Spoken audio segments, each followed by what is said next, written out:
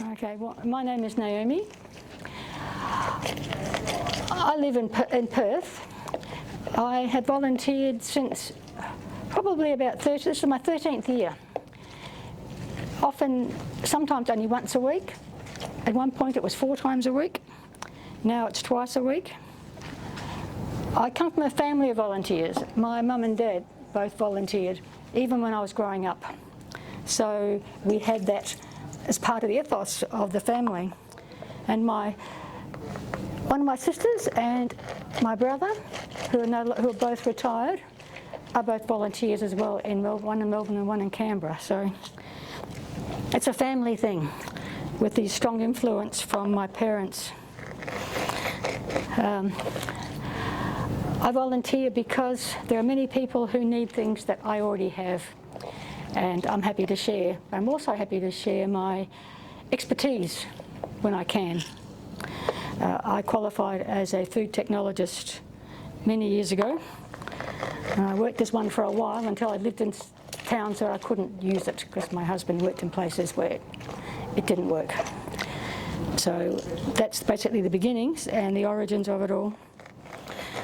I volunteer with a lot of people, and people come and go for all sorts of reasons, and I don't know why they come and go. And I looked up on the wall at Second Bite the other day and I looked at these photos and I thought, oh, I remember them. What happened to them? I don't know where they've gone. They were there at some point and now they're no longer there. But Why do you think they go and come back? Well, I think sometimes it's just distance, and as we get older, it's our health. Many of us can't lift, carry, spend 3 hours on our feet. It's at that Second Bite, the work is physically quite hard. Several of us say, well, we don't have to have any associations with something like that man called Jim, where you do exercises, right? Because we do our lifting, we do our walking, and we also socialise. And we have established quite a strong social network outside of Second Bite. Oops, this apple's not very good. Do you have any apples in that box? Darn. But I can go and buy anything. Let me just have a quick look and see what the rest of it's like. You can't always tell what something's like underneath the skin. If there is a supermarket here, I can go and get anything. Okay, I'll just look at it when I've cut it up. So the bad things and good things to volunteer. One of the good things is that you can still go on holiday if you need to, or if you want to. I need about 3 apples, please, preferably green ones. There's that flexibility of being able to come and go. That one's no good, which is really good. And as I said, that there's a group of us who socialise outside Second Bite. We have a monthly catch-up with a couple of people who no longer volunteer because they've got bad back, sore necks and whatever. Could you please let me know a bit more about Second Bite, please? Second Bite provides food through agencies to those who can't afford to buy their food, basically.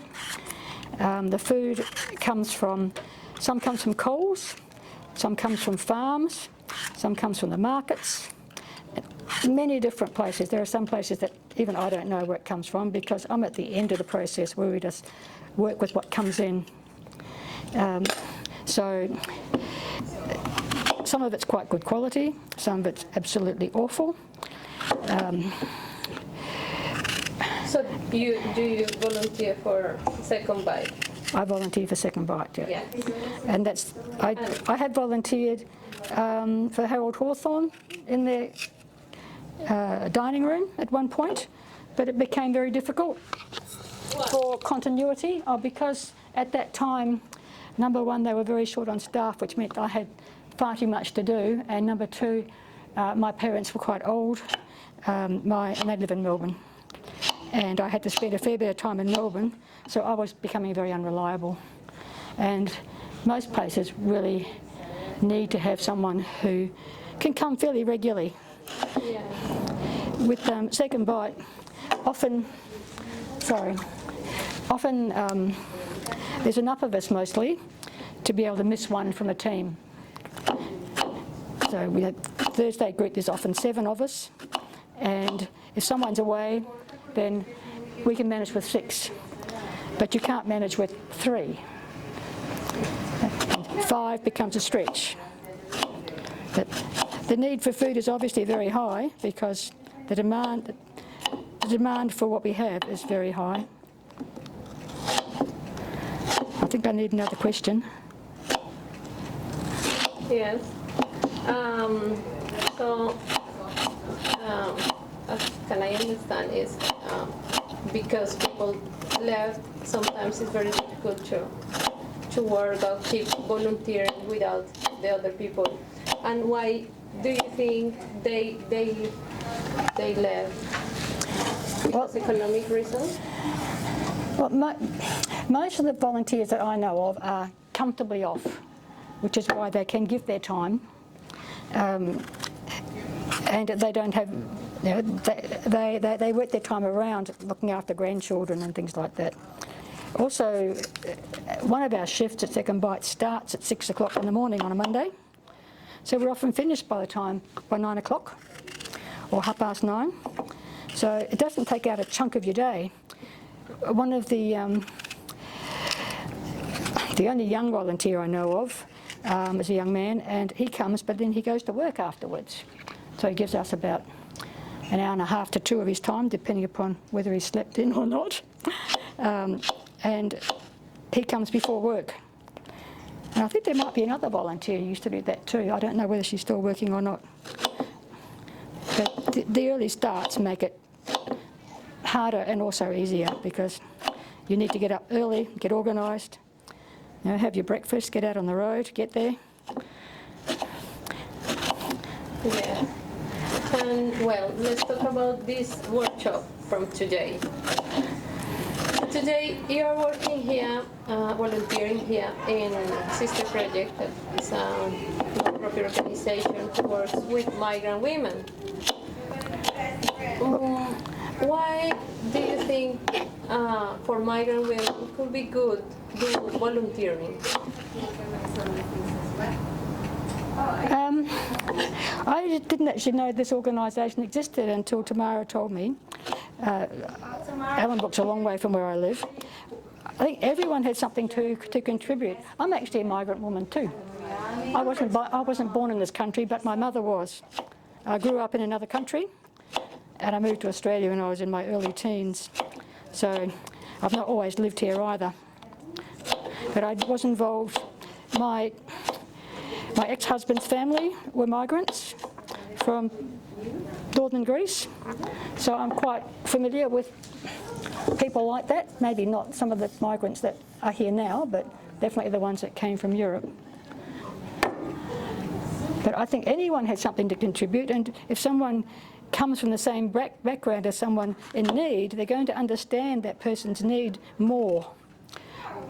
And I think if you are a migrant yourself, you would have to be more understanding of what other people's situations like, because you know the challenges that you have to live with.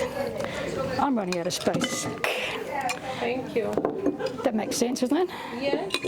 Well, if you could give like a message for migrant women to do some volunteer, will be the message?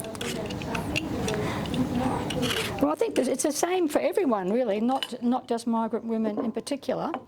But I think if someone knows that you know what it's like, they're going to listen to you more and be happier to listen to you. Does it make sense? I think that makes sense. I think there's an empathy there that makes it more relevant. Everyone has a value in some different way, and sometimes people have skills they don't realise that they have. When my parents were in aged care, I really had no idea that I could handle old people with dementia, but I learnt that I did. It terrified me to begin with, but I learnt that I could do things that I didn't know that I could do. In some ways it's not much different from being part of a very large family, is it?